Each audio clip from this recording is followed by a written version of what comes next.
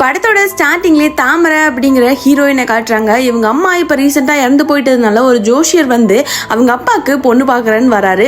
But தாமரை வந்து ஸ்ட்ரிக்டாக சொல்லிடுறா, என்னதான் இருந்தாலும் என் தம்பி தங்கச்சியை நானே பார்த்துக்கிறேன், எங்களுக்கெல்லாம் சித்தி வேணாம் அப்படிங்கிற மாதிரி.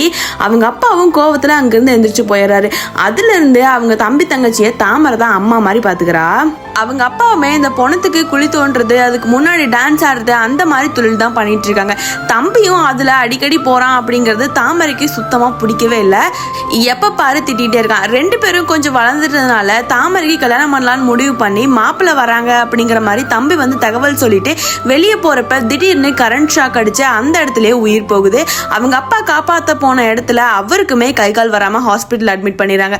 கடைசியில் தம்பியோட பொணத்தை புதைக்கிறதுக்கு கூட யாரும் வர மாட்டேங்கிறாங்க. குழி தோண்ட, அந்த கொட்டை அடிக்க எதுக்குமே ஆள் வர மாட்டேங்கிறாங்க.